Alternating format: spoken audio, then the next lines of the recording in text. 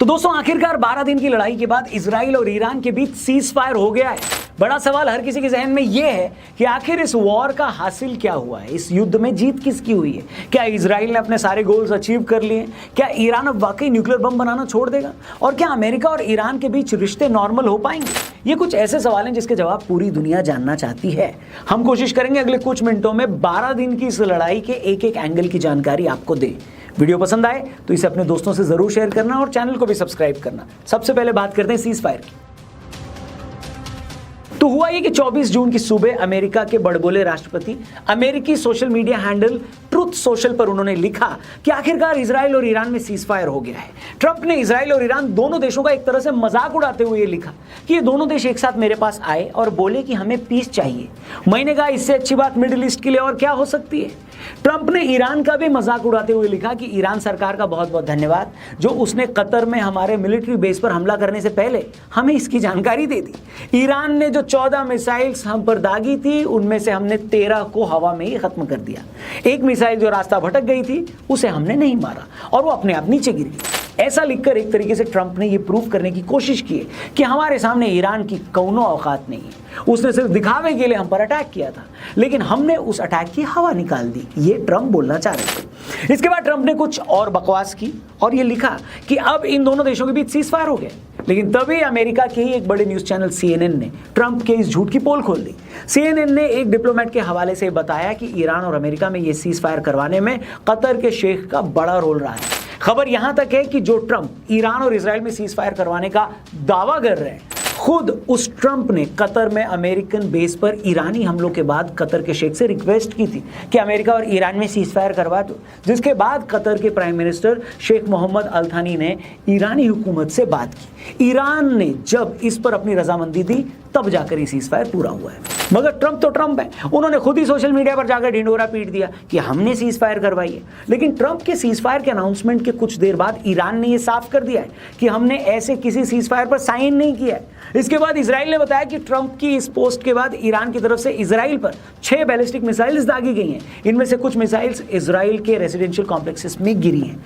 जिस टाइम हम ये वीडियो बना रहे हैं दोस्तों तब तक उस अटैक में 5 इजरायली लोगों की मौत हो चुकी थी। पूरी बिल्डिंग ताश के पत्तों की तरह भर-भरा कर नीचे गिर चुकी थी। मलबे से लोगों को निकाला जा रहा था। मगर इससे पहले इजराइल इस हमले का जवाब देता तब तक ट्रंप ने एक और पोस्ट करके लिख दिया कि अब सीज फायर लागू हो चुका है। मैंने दोनों देशों से मैं ये कह रहा हूं कि कोई भी इसका वायलेशन न करे। बस फिर क्या था, इसके बाद पहले नेतन्याहू के ऑफिस की तरफ से पोस्ट आई और फिर इजरायली आर्म फोर्सेस की तरफ से भी पोस्ट आ गई। दोनों ने जो स्टेटमेंट इशू किया है उसमें साफ लिखा है कि हमने इस ऑपरेशन में जो भी सेट टारगेट्स थे वो अचीव कर लिए हैं। हमने ईरान के न्यूक्लियर साइट्स को तबाह कर दिया है, ईरान के न्यूक्लियर साइंटिस्ट को मार दिया है, उनके मिलिट्री कैपेबिलिटीज को बर्बाद कर दिया है। बावजूद इसके हम पूरी तरह से अलर्ट मोड पे हैं। ये किसने बोला? ये इजराइल ने बोला। अगर ईरान की तरफ से कोई भी बदमाशी की गई तो इजराइल इसका करारा जवाब देगा। फिर ईरानी मिलिट्री की तरफ से भी स्टेटमेंट आया जिसमें उन्होंने कहा कि हमने यहूदी सरकार से लड़ने में जो ताकत दिखाई है उसने हमारे दुश्मन को इस सीज फायर के लिए मजबूर कर दिया है। ये इस्लाम की ताकत है। और उन्होंने आगे ये भी लिखा कि अगर इजराइल ने किसी भी तरह का एग्रेशन दिखाया तो उसको इसी तरह का करारा जवाब दिया जाएगा। सीज फायर की इस अनाउंसमेंट के बाद जब डोनाल्ड ट्रंप से ये पूछा गया कि ये सीज फायर कब तक रहेगा तो उनका जवाब था हमेशा के लिए। और अपने आप में बड़ा सवाल ये है दोस्तों कि क्या सच में अब ईरान और इजराइल में परमानेंट सीज फायर हो गया है? क्या ये दोनों देश आपस में कभी नहीं लड़ेंगे? इससे पहले कि इन तमाम सवालों के एक एक करके जवाब दें, आप हमारे TRP चैनल को भी जरूर सब्सक्राइब करना। डिस्क्रिप्शन और पिन कमेंट में द रौनक पॉडकास्ट चैनल का लिंक दिया है। हमारे लेटेस्ट पॉडकास्ट को जरूर देखना, सीखने लायक बहुत सारी बातें। फिलहाल वीडियो में आगे बढ़ते हैं। देखिए 11-12 जून को जब इजराइल ने 100 से ज्यादा एयरक्राफ्ट्स के साथ ईरान पर हमला किया था तो पूरी दुनिया हिल गई थी। पहले दिन के हमले में इजराइल ने ईरान के 6 न्यूक्लियर साइंटिस्ट, ईरान मिलिट्री की पूरी टॉप कमांड और ईरान के तीनों न्यूक्लियर साइट्स पर हमला कर दिया था। ऐसा लग रहा था कि पहले हमले में ही ईरान का गेम हो गया है। उसके अगले कुछ दिनों में इजराइल ने ईरान के एयरबेसेस पर पूरी तरह सुप्रीमेसी अचीव कर ली, उनके एयर डिफेंस सिस्टम्स को बर्बाद कर दिया। तेहरान में हर बड़ी सरकारी इमारत, हर मिलिट्री ठिकाने को इजराइल ने बर्बाद कर डाला। फिर रही सही कसर 22 जून की सुबह हुई जब अमेरिकन स्ट्राइक ने इस कसर को पूरी की, अटैक कर दिया। अमेरिकन B-2 बॉम्बर्स ने ईरान की 3 बड़ी न्यूक्लियर साइट्स पर क्लस्टर बॉम्ब्स गिराकर उसे बर्बाद कर डाला। लेकिन ये कोई छोटा मोटा लेकिन नहीं है। लेकिन इन सब के बावजूद सवाल ये है कि क्या इजराइल और अमेरिका ने ईरान को घुटनों के बल ला दिया? क्या इजरायली और अमेरिकन हमलों के बाद ईरान अपने न्यूक्लियर प्रोग्राम को कभी दोबारा शुरू नहीं कर पाएगा? तो दोस्तों इसका जवाब है नहीं। दरअसल अमेरिका और इजराइल के ईरान पर अटैक करने की सबसे बड़ी वजह यही थी कि ईरान चोरी छिपे न्यूक्लियर बम बना रहा है और दोनों देश उसे ऐसा करने से रोकना चाहते थे। मगर खुद अमेरिकन एक्सपर्ट्स ये दावा नहीं कर रहे हैं कि अमेरिकन अटैक के बावजूद फॉर दो साइड्स पूरी तरह बर्बाद हो चुकी है। ईरान तो ये बोल ही रहा है कि हमारा सारा इंफ्रास्ट्रक्चर इंटैक्ट है, हमने जरूरी कंपोनेंट्स को पहले ही वहां से मूव कर दिया था। और यही सबसे बड़ा सवाल है कि ईरान के जिस न्यूक्लियर प्रोग्राम के लिए अमेरिका और इजराइल ने उस पर हमला किया था, अगर वो पूरी तरह से सलामत है या यूं कहें कि उसे बनाने के लिए जरूरी सारी चीजें अब भी ईरान के पास मौजूद हैं, तो फिर इजराइल को इस अटैक से मिला क्या? दूसरा सवाल यहीं पर यह आता है कि अगर इजराइल और अमेरिका दोनों ही श्योर नहीं है कि उन्होंने ईरान की न्यूक्लियर साइट्स को बर्बाद कर दिया, तो फिर इतनी जल्दी ये सीज फायर क्यों, ये लड़ाई खत्म क्यों कर दी गई? क्या ये सच है जैसा कुछ लोग दावा कर रहे हैं कि ईरान ने इस लड़ाई में जिस तरीके से पलटवार किया उसकी उम्मीद अमेरिका और इजराइल दोनों को नहीं थी? ईरान ने 12 दिन की इस पूरी लड़ाई में 400 से ज्यादा बैलिस्टिक मिसाइल्स इजराइल पर लॉन्च की थी। 365 के करीब इनमें से इजराइल ने इंटरसेप्ट कर ली थी, लेकिन 30-40 मिसाइलें इजराइल में आकर गिरी थी। अब जो लोग बैलिस्टिक मिसाइल्स के इंपैक्ट को नहीं जानते उन्हें बताने की जरूरत नहीं है कि इतनी मिसाइलों का किसी देश में गिरने का क्या मतलब होता है। अगर एक भी बैलिस्टिक मिसाइल किसी मल्टी स्टोरीड बिल्डिंग पर गिरती है तो वो पूरी की पूरी इमारत को एक बार में वो मिसाइल गिरा सकती है। तभी आप देखिए तेल अवीव समेत इजराइल के कई शहरों में ईरान की मिसाइलों ने तबाही मचा दी। अब आप पूछेंगे कि भाई इजराइल ने तो ईरान में ज्यादा नुकसान पहुंचाया, तो डरना तो ईरान को चाहिए था, फिर इजराइल में इतना पैनिक क्यों हो गया? इसे आप ऐसे समझो ना कि इजराइल में एक इलेक्टेड गवर्नमेंट है, वो फर्स्ट वर्ल्ड कंट्री में आता है, और किसी भी फर्स्ट वर्ल्ड कंट्री में इस तरह मिसाइलों का घरों पर गिरना, लोगों का मरना कोई नॉर्मल बात नहीं है। ऐसे हर एक हमले के बाद पब्लिक प्रेशर भी बढ़ता है, पॉलिटिकल प्रेशर भी बढ़ता है। दूसरा पॉइंट, ईरान के हमलों के बीच ये खबरें भी लगातार आ रही थी कि इजरायली एयर डिफेंस सिस्टम के पास ऐसे हमलों को रोकने के लिए सिर्फ कुछ ही दिनों का असला बचा है। दूसरी तरफ ईरान लगातार ये क्लेम कर रहा था कि भाई हम तो 2 महीने से 6 महीने तक की लड़ाई का माल लेकर बैठे हैं। अब मैं ये नहीं कह रहा कि 15 दिन लड़ाई और चलती तो इजराइल हथियार डाल देता, हालत तो ईरान की ज्यादा खराब थी। हर दिन उसके एयरबेसेस तबाह हो रहे थे, उसके फाइटर जेट्स को टारगेट किया जा रहा था, उनके 1/3 से ज्यादा मिसाइल लॉन्चेस बर्बाद हो चुके थे। हालत तो ईरान की ज्यादा खराब थी। बस ये हम जरूर कह सकते हैं कि ईरान ने जिस तरह का अटैक इजराइल पर किया उससे इजराइल और अमेरिका दोनों ओवरवेल्म्ड हो गए। उन्हें साफ समझ आ गया है कि ये लड़ाई कुछ दिन और चलेगी तो बहुत मुश्किल हो जाएगी। तीसरी बात, 12 दिन के बाद लड़ाई उस पॉइंट पर पहुंच गई थी जहां इजराइल और अमेरिका दोनों को यह डिसाइड करना था कि अब इस लड़ाई को और कहां लेकर जाना है। हम एक पल के लिए मान भी लें कि दोनों कंट्रीज श्योर हो गई थी कि हाँ भाई हमने ईरान की न्यूक्लियर साइट्स को तबाह कर दिया। इसके बाद उन्हें खुद से ये पूछना था कि अब इस लड़ाई से और क्या अचीव करना है।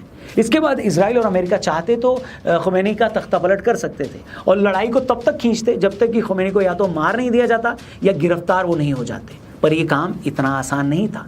रशिया पहले ही ये कह चुका है कि अगर इजराइल या अमेरिका ने ईरान में तख्ता पलट करने की कोशिश की तो इससे पूरी सिचुएशन और सीरियस हो जाएगी। ऐसा करने के लिए इजराइल और अमेरिका को इराक की तरह जमीन पर अपनी फौजें उतारनी पड़ती। अब ईरान कोई गाजा पट्टी जितना छोटा तो है नहीं, अगर जमीन पर फौजें उतरती तो अमेरिका और ईरान की फौज को बहुत नुकसान उठाना पड़ता। जब वियतनाम जैसे छोटे से देश में अमेरिका जमीन पर उतरकर वहां की फौज को और लोगों को नहीं हरा पाया तो ईरान में तो ये काम बहुत ज्यादा मुश्किल था। इनफैक्ट एक्सपर्ट्स कहते हैं कि ये हो ही नहीं पाता। वैसे अमेरिका ने और इजराइल ने कई बार ये सिग्नल दिए थे कि जब तक खुमैनी को हटाया नहीं जाता तब तक ईरान के साथ रिश्ते नॉर्मल नहीं हो सकते। लेकिन जैसे कि मैंने बताया, खुमैनी कोई अकेला आदमी तो है नहीं, पूरी की पूरी ईरानी फोर्स उनके साथ खड़ी है। उनके तख्ता पलट से पहले बहुत ज्यादा खून खराबा करना पड़ता और इसके लिए इजराइल और अमेरिका दोनों तैयार नहीं थे। इजराइल को हर दिन ईरानी मिसाइलों को इंटरसेप्ट करके गिराने में $300 मिलियन खर्च करने पड़ रहे थे। ऊपर से अगर ईरान स्ट्रेट ऑफ हॉर्मुज़ को ब्लॉक कर देता तो पूरी दुनिया में तेल के दाम बढ़ जाते। ये बात व्यापारी ट्रंप को हरगिज कबूल नहीं होती। वॉर में कितना खर्चा होता है आप इसका अंदाजा इसी बात से लगाइए कि ईरान में न्यूक्लियर साइट्स पर बम गिराने के लिए यूएस ने जिन B-2 बॉम्बर्स को भेजा था उन 7 बॉम्बर्स को यूएस से ईरान तक आकर जाने में 320 करोड़ रुपए से ऊपर का खर्च आया। और ये हम सिर्फ एयर फ्यूल की बात कर रहे हैं, इसमें उन बमों की कॉस्ट तो जोड़ी नहीं गई है। इसलिए इन दोनों मुल्कों को लगा कि भाई अभी के लिए ईरान को इतना सबक देना ठीक है और खुमैनी को हटाने का प्लान अभी टाल देना चाहिए। इजराइल और अमेरिका तो क्लेम कर रहे हैं कि उनके जो टारगेट्स थे उन्होंने अचीव कर लिए हैं, पर सवाल ये है कि अब ईरान क्या करेगा? क्या सच में ईरान अमेरिकन प्रेशर में न्यूक्लियर बम नहीं बनाएगा? तो इसका भी जवाब है नहीं। बल्कि इस 12-13 दिन की लड़ाई में ईरान को अच्छे से समझ में आ गया कि भैया अगर हमें सर्वाइव करना है तो जल्द से जल्द न्यूक्लियर बम बनाना ही होगा। इसलिए ईरान न्यूक्लियर बम बनाने के अपने काम को और तेज कर देगा और कोई हैरानी नहीं होगी कि इस काम में रशिया और चीन पर्दे के पीछे खुलकर उसकी मदद करेंगे। अब तक होता यह था कि international atomic energy agency Iran के न्यूक्लियर प्रोग्राम पर नजर रखती और ये चेक करती थी कि कहीं ईरान न्यूक्लियर बम बनाने की प्लानिंग तो नहीं कर रहा। अब इस वॉर से होगा ये कि ईरान IAEA को अपने देश में घुसने नहीं देगा, अपने न्यूक्लियर प्रोग्राम को और गुपचुप तरीके से अंजाम देने की कोशिश करेगा। और चौथी और सबसे इंपॉर्टेंट बात, क्या ईरान इजराइल को लेकर अपनी सोच बदलेगा? क्योंकि इजराइल अब तक ये इल्जाम लगाता है कि ईरान हुती, हिजबुल्लाह और हमास के जरिए उस पर हमले करवाता है। ऐसे में सवाल यह है कि क्या ईरान अब ये करना बंद कर देगा? तो इसका भी जवाब है नहीं, बिल्कुल नहीं। हालांकि इजराइल ने हमास और हिजबुल्लाह को लगभग खत्म कर दिया है, लेकिन इस बात की पूरी उम्मीद है कि ईरान इन प्रॉक्सीज के जरिए इजराइल को लगातार लड़ाई में उलझा कर रखेगा। तो एंड में सवाल ये है दोस्तों कि अगर ईरान अपना न्यूक्लियर प्रोग्राम भी जारी रखेगा, वो इजराइल के खिलाफ प्रॉक्सी वॉर को भी हवा देता रहेगा, तो इन 12 दिनों की लड़ाई में इजराइल और अमेरिका को मिला क्या? इस पर हम इतना ही कह सकते हैं दोस्तों कि इजराइल उन देशों में से है जो अपने दुश्मन से 10 कदम आगे की सोच रखता है। कहने को तो दोनों देशों में सीज फायर हो गया है, लेकिन मैं ये नहीं मानता कि ये लड़ाई कभी खत्म होगी। ये सीज फायर भारत और पाकिस्तान के सीज फायर जैसी ही है। दोनों देश अब भी अलर्ट मोड पे हैं। इजराइल एक सेकंड के लिए भी ईरान से नजर नहीं हटाएगा। दूसरी तरफ ईरान भी जल्द से जल्द चोरी छिपे न्यूक्लियर बम बनाने की कोशिश करेगा। मतलब कोई भी साइड झुकने वाली नहीं है, इसलिए कोई हैरानी नहीं होगी कि अगर बहुत ही जल्द ये लड़ाई किसी और फॉर्म में हमें देखने को मिले।